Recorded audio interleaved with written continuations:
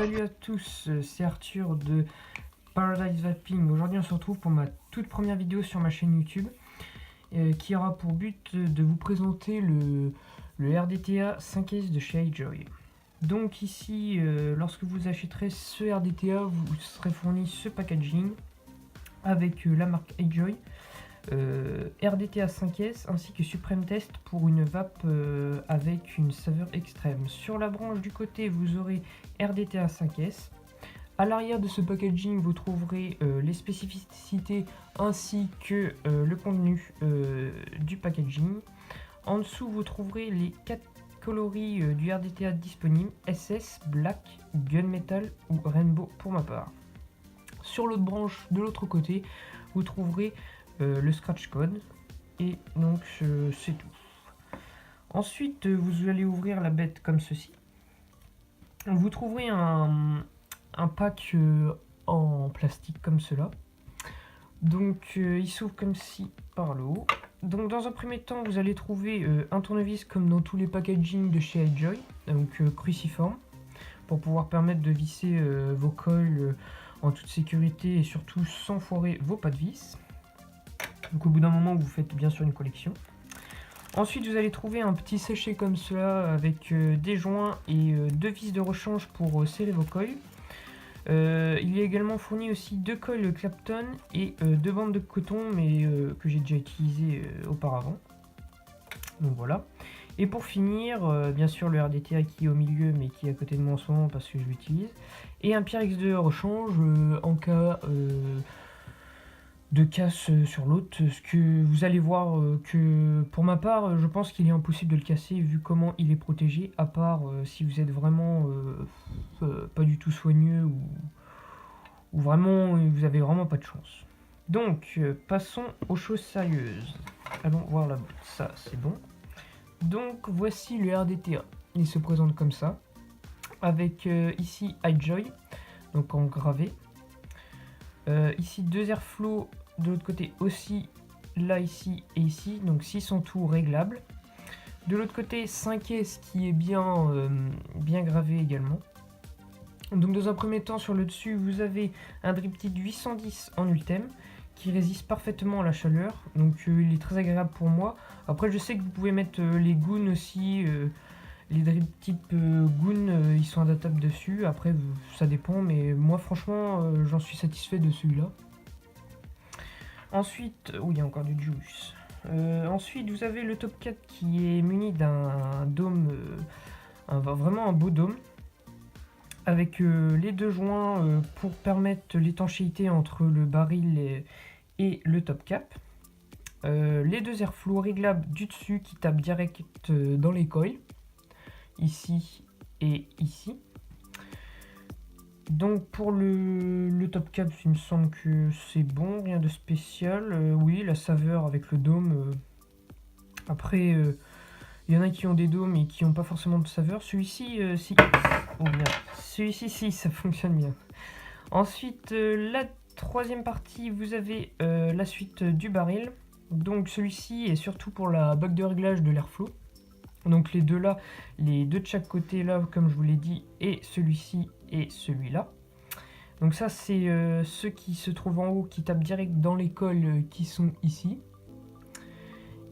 Et en dessous c'est pour l'arrivée de l'airflow en dessous du coil, donc qui vient taper ici. Je vais prendre mon petit tournevis ici. Donc en fait, quand vous allez aspirer, l'air que vous allez inspirer va passer ici et taper direct dans le coil et ressortir par ces trous d'airflow ici.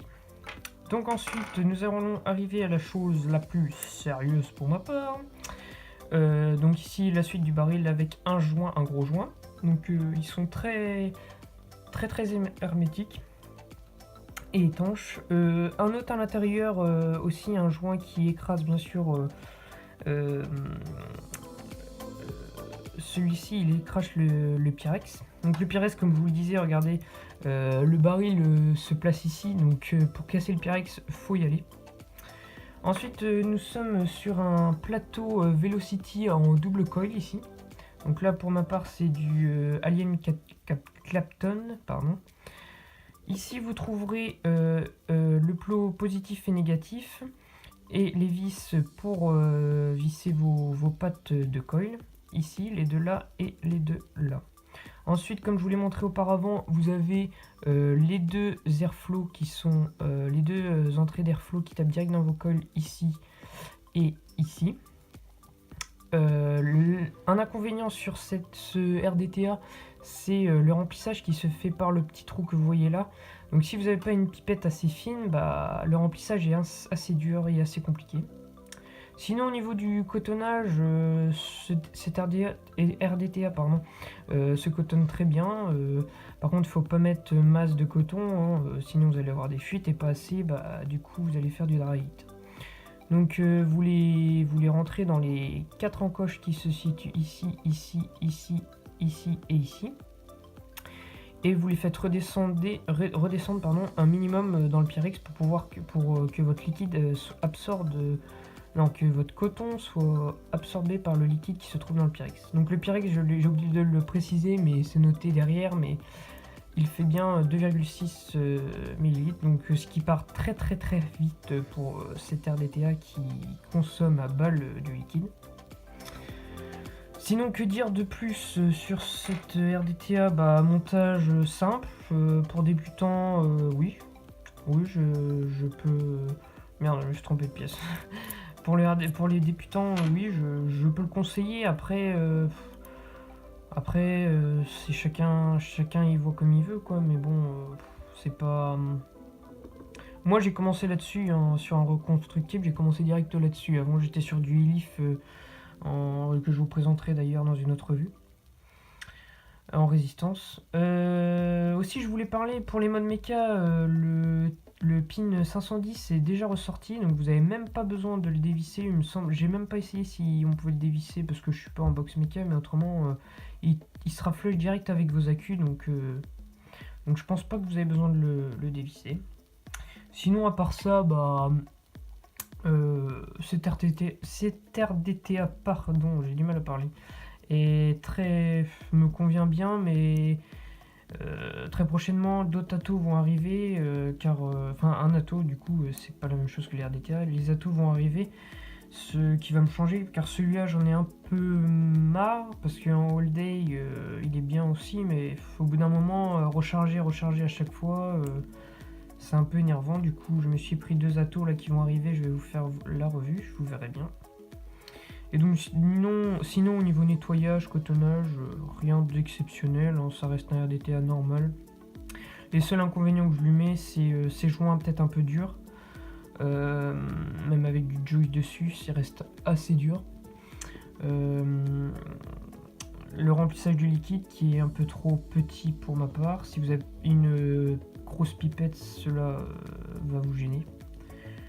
Et autrement, je trouve qu'il a un design de fou. Et puis, je vape très bien avec. Je fais des gros nuages et une saveur exceptionnelle.